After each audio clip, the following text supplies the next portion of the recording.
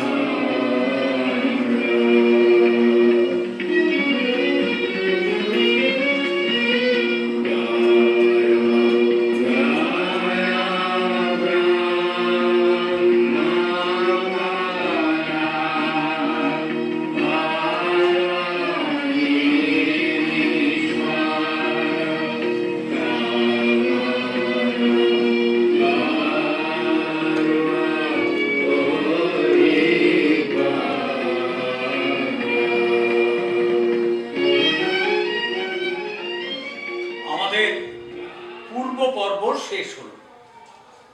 এইবার আমরা যা শিখেছি তার অনুশীলন করতে হবে।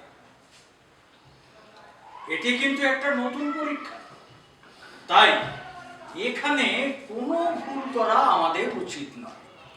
প্রণাম মণিবর। সর্বদা দয়ালু হও। বল, তোমাদের আগমনের উদ্দেশ্য কি?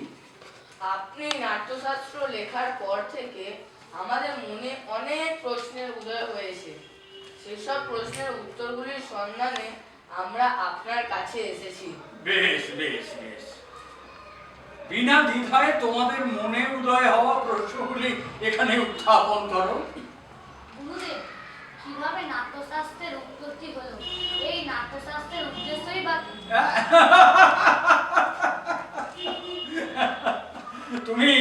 তুমি খুব খুব ভালো প্রশ্ন জিজ্ঞাসা করেছো। হ্যাঁ, এই প্রশ্নটি কেবল নাটকের জন্য নয়, এ আমাদের জীবনের সঙ্গেও যুক্ত। ত্রেতা যুগের পর থেকেই মানুষের মধ্যে লোভ বড় বেশি প্রকট হয়ে ওঠে। পাপ আর সংঘাতের দিকে মানুষকে এগিয়ে নিয়ে যাবার প্রবণতা দেখা যায়। তখন ইন্দ্র ব্রহ্মার কাছে প্রার্থনা করলেন এমন একটা মাধ্যম তৈরি করতে যা দৃশ্যমানতা এবং শ্রবণ শক্তিকে সঙ্গে নিয়ে মানব জাতিকে ধর্ম, অর্থ, কাম এবং মোক্ষের পথে নিয়ে যেতে পারে। ইন্দ্রের অনুরোধে ব্রহ্মা তৈরি করলেন নাট্যবেদ, যার প্রায়োগিক দিক হলো এই নাট্যশাস্ত্র। সাধু সাধু। মুনিবর, আমরা তো জানি বেদ হলো সকল জ্ঞানের ভান্ডার। জগতের সকল রহস্যই বেদে লুকিয়ে আছে। সুতরাং বেদগুলি তো আমাদের জন্য যথেষ্ট ছিল। তাহলে কেন এই নতুন বেদ সৃষ্টি করা হলো? এই দেখো, নতুন বেদ সৃষ্টি করা হলো কারণ সমস্ত মানুষকে সবকিছু সহজে বোঝবার ব্যবস্থা করতে হবে। মনে রাখতে হবে, একমাত্র নাটকের মাধ্যমেই আমরা সাধারণ মানুষকে শিক্ষা এবং ধর্মের পথে এগিয়ে নিয়ে যেতে পারি। তাই এই শুভ উদ্দেশ্য অর্জন করার জন্য স্বয়ং ব্রহ্মা 4টি বেদকে এক করে এই নাট্যবেদ রচনা করে। ছবিতে বিভিন্ন ধরনের চরিত্র তো রয়েছে।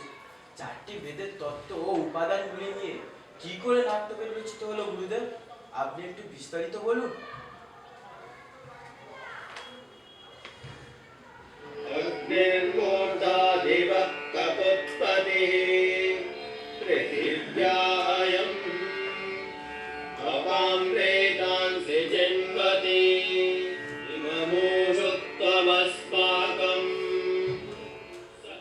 এই যে গানটি তোমরা শুনলে, এটি সামবেদের গান। নাটকে গান এলো সামবেদ থেকে, আর যজুর্বেদ থেকে এলো অভিনয়, অথর্ববেদ থেকে এলো রস। এইভাবে 4টি বেদ থেকেই আমাদের এই নাট্যশাস্ত্র তৈরি হয়েছে। গুরুদেব, আর একটি প্রশ্ন, কেবল দেবতাদের জন্যই কি নাটক তৈরি হয়? আরে না না, তা নয়। দেখো, এই রাক্ষসরাও ব্রহ্মার প্রতি এই একই সন্দেহ প্রকাশ করেছিল। দেবতা, দানব, মানুষ, রাক্ষস সকলেই নাটক করতে পারে। হ্যাঁ, নাটকের মধ্যে সমস্ত আচার দেখানো হয়েছে। এই গ্রন্থটি 3টি পৃথিবীর বর্ণনা দেয়। আরে শুধু তাই নয়, দুঃখে ক্লান্ত এবং শোক জর্জরিত সকলকে বিশ্রাম দিতে পারে এই নাটক। হ্যাঁ, নাটকের মধ্যে সমস্ত রস, সমস্ত অনুভূতি, সমস্ত শাস্ত্র, সমস্ত শিল্পকর্ম রয়েছে। এমন কোনো জ্ঞান নেই, এমন কোনো ক্রিয়া নেই যা এই নাটকে দেখা যায়। আশ্চর্য! পুরো সৃষ্টি, সব লৌকিক এবং অলৌকিক, ধর্ম, শিল্প সবই নাট্যকলার মধ্যে। হ্যাঁ, নাটককে সমস্ত কলা বা শিল্পের উৎস বলা যেতে পারে। নাটক সমস্ত কলার সঙ্গম। নাটক একটি অদ্ভুত শিল্প। ঠিক যেমন বেঁচে থাকার জন্য শ্বাস প্রশ্বাস, এটি সবচেয়ে গুরুত্বপূর্ণ শিল্প। কিন্তু কেন আমাদের সমাজ এটিকে গুরুত্ব সহকারে নেয় না?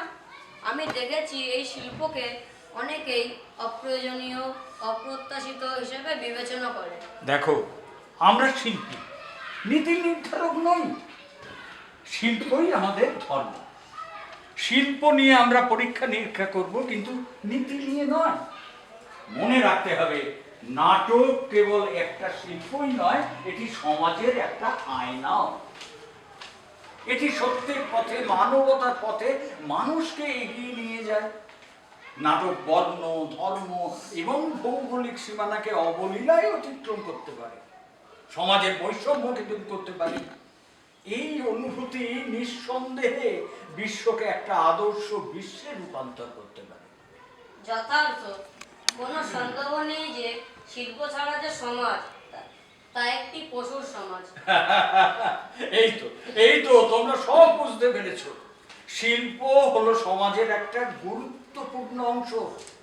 শিল্প আর শিল্পীকে সম্মান দেওয়ার জন্যই তো পঞ্চম বেদ সৃষ্টি করা হয়েছে।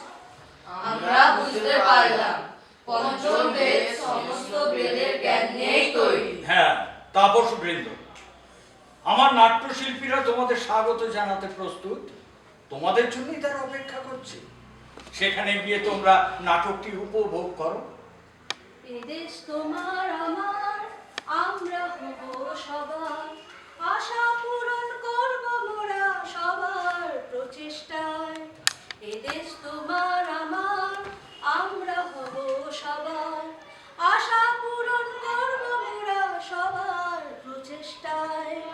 এই আনন্দের জগতে সবাই সৃষ্টি নিয়ে মাতে, নির্ভীক আর সাহসী হয়ে তারাই কলুষতাকে।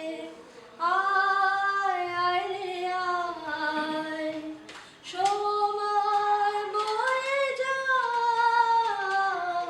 আয় আয় রে আয়, সময় বয়ে যায়। মোদের দেশ ডাকে, ভালোবেসে আয়। এই পৃথিবী বাঁচে মোদের মহিমায়। আয় আয় রে আয়, আয় আয় রে আয়, আয় আয় রে আয়, আয় আয় রে আয়।